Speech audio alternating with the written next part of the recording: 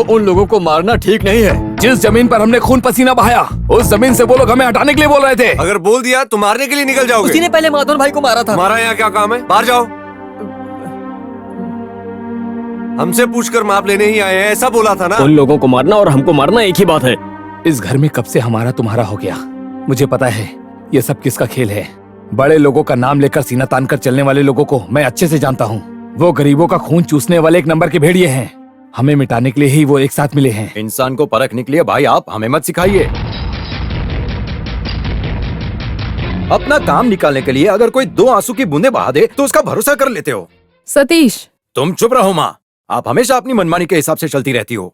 ये कुछ भी करे कोई इनसे कुछ बोलता भी नहीं है। उस दिन उन लोगों के सामने जब नंदू को बेइज्जत कर रहे थे तब भी मैंने सोचा था कि अब आगे से इस चौखट पर पैर नहीं रखना है। लेकिन इसमें मेरा भी हक है। किस लिए ऐसे सबको एक साथ सर पे बिठाकर घूम रहे हो? बंटवारा करके सबको हिस्सा दे देना चाहिए। दान धर्म ही करना है तो अपनी जमीन में से दे दो ना, हमारे हक की जमीन क्यों देते हो? नहीं, आगे तुम एक शब्द भी मत बोलना। वो लोग जो मांग रहे हैं इसमें गलत क्या है? बड़े बुद्धिमान जैसा हूँ, ऐसा सबको क्यों अपने सर पर लेकर घूम रहे हो? माँ आप ये... हाँ, ये माँ ही बोल रही है। अभी मेरी बात को सुनकर हैरान मत हो। कुछ दिनों से ही ये बात तुमसे बोलने की मैं सोचकर दिल में दबा कर जी रही हूँ। जिनको जो जो देना है बंटवारा करके दे दो और तुम यहाँ से कहीं चले जाओ। मुझे थोड़ा तो चैन दे दो।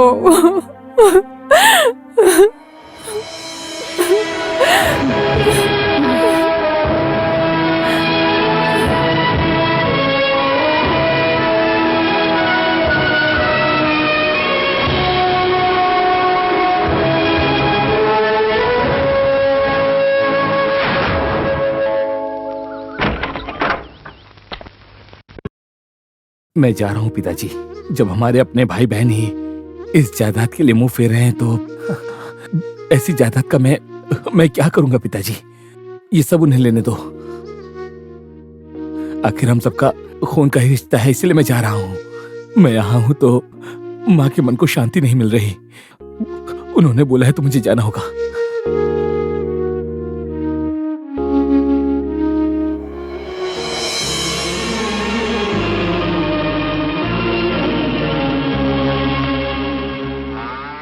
भाई आप कहाँ जा रहे हो? मैं पलनी जा रहा हूँ। मुर्गन भगवान का अच्छे से ख्याल रखना, उनकी दिल से प्रार्थना करना। नहीं, आपके चेहरे को देखने से आप बहुत दुखी होकर जा रहे हो ऐसा लग रहा है। मुझे तो किसी संकट का साया नजर आ रहा है। मुझे कोई दुख नहीं है, बस कुछ दिनों के लिए मैं कहीं दूर रहना चाहता हूँ, इतनी सी बात है। मैं जानता हूँ यहाँ की परेशानी। मैं भी भाई आपके साथ ही आऊंगा। तुम यहीं पर रहो, उन्हें अकेला छोड़कर मेरे साथ मत आओ। तुम्हें पता है ना पूरा काम माँ नहीं कर सकती। नहीं, मैं भी आऊंगा। जिसका कोई नहीं ऐसे अनाथ को आपने सहारा दिया। मुझे कभी ये महसूस नहीं होने दिया कि मैं अनाथ हूँ, कभी नहीं। सबकी नजर में आप माधवन हो सकते हो, लेकिन मेरी नजर में आप मुर्गन भगवान हो। जहाँ आप रहोगे वहाँ मैं भी रहूंगा। मैं भी आपके साथ चलूंगा भाई। मैं तुम्हें साथ लेकर जा सकता हूँ, पर मैं नहीं चाहता कि मेरे साथ वहाँ पर कोई भी आए, इसीलिए तुमको यहीं पर रहना होगा।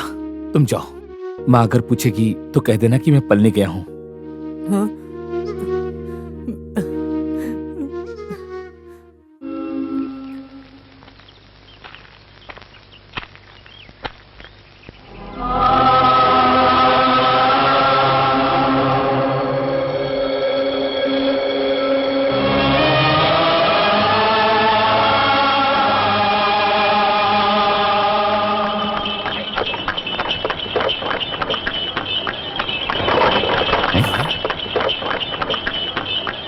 रुको, गाड़ी रुको।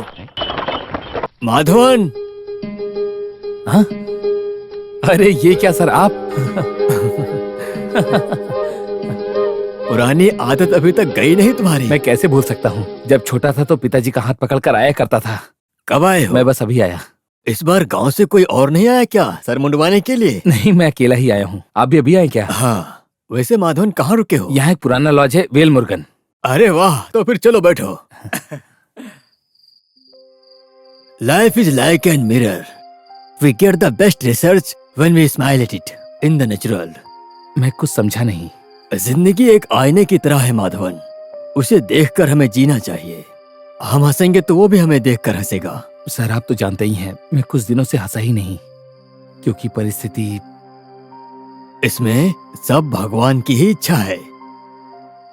देखो, ऐसे में सबको छोड़कर जाने से किसी को कोई फर्क नहीं पड़ेगा। हमें ये नहीं चाहिए ऐसा सोचने से भी जो किस्मत में होता है वो चाह कर भी हम उसे नहीं बदल सकते हैं। ना चाहते हुए भी जो मिलने वाला है वो मिलेगा ही। हम किसके लिए जी रहे हैं? मेरी खुद की माँ ने मुझे दूर जाने के लिए कह दिया, फिर किसके लिए जीऊं? उन्हें छोड़कर आने का मेरा दिल नहीं था। अरे ये क्या है? मेरे दुख को देखकर हंसी मजाक से त्रिपुरल पंक्ति बोलकर हौसला देने वाला माधवन है तू। ऐं? ऐसे अपने दिल को छोटा करोगे तो ऐसा कुछ नहीं है। डर को पीछे छोड़कर आया हूं, इसीलिए दुख थोड़ा कम हो गया है। और आपसे खुलकर बात करने के बाद दिल को शांति मिली।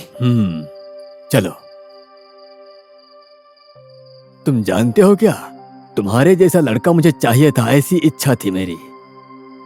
हाँ, वैसे तुम्हारे पिताजी बहुत खुशकिस्मत थे। कल तुम्हें भी मेरे साथ में आना है काउंटर से मिलने के लिए। कल पैसा मिलेगा, इसकी गारंटी है क्या? हाँ, गारंटी है। काउंटर ने आखिरी मोहलत दिया है ना। बेटी की सगाई तय हो गई है, इस बात को भी बोला हूँ मैं। 2 दिन पहले ही वो आदमी मंदिर में परिवार के साथ आ जाएगा। प्रार्थना की है। मेरे लिए प्रार्थना की या नहीं? हाँ? ये सवाल करना जरूरी है क्या? तुम्हारे लिए भी प्रार्थना किया है। कहाँ जाकर मिलना है? वो आदमी बगल में ही है।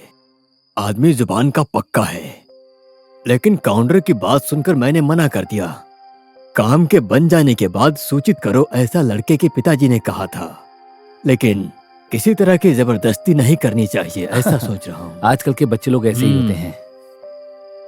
सच कहूँ तो ये दहेज के मामले में वो काफी नाराज हैं। मेरे जबरदस्ती की वजह से ही वो मान गई है। किसी की रहम और दया दिखाना उसे बिल्कुल भी पसंद नहीं। स्वाभिमानी है वो। अपना स्वाभिमान बहुत अहम होता है। सर, आपका अबे क्वार्टर लाकर रूम पर रखा हूँ। हाँ सर। ठीक है। वो अकेला हूँ ना, थोड़ा ठंड भी है, तो हाथ पैर के ठंड को भगाने के लिए 1-2 पैक। ठीक है सर, कोई बात नहीं। हाँ, मिलते हैं फिर। ठीक है।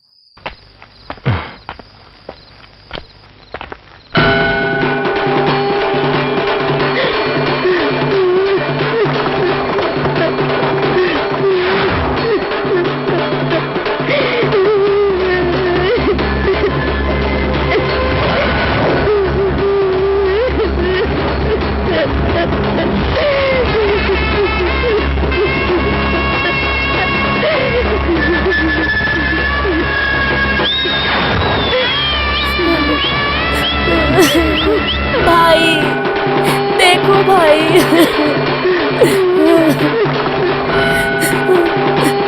मुझे अकेले छोड़कर चले गए। वादा निभाने को नहीं हुआ, उसके लिए अपनी जान गंवाकर चले गए। हे भगवान।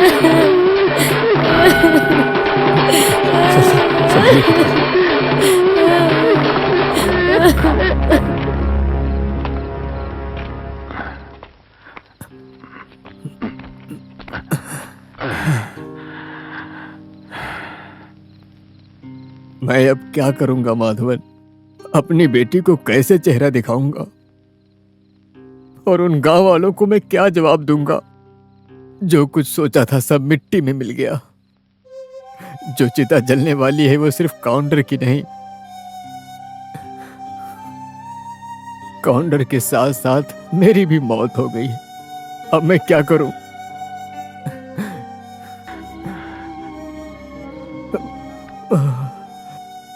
मेरे पास अब कोई रास्ता नहीं है माधवन।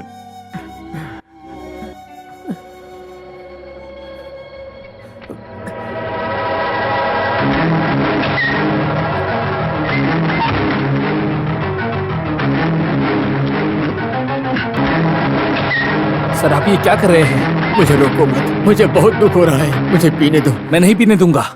मुझे पीकर बेहोश होना है। अरे छोड़ो माधवन, सर, नहीं तो मुझे नींद नहीं आएगी। सर, मेरी माधवन, मेरी अरे बात सुनिए, छोड़ो। छोड़िए। आप लोग ये क्या कर रहे हैं? तुम जाओ यहाँ से। हाँ, बोला ना, छोड़िए सर।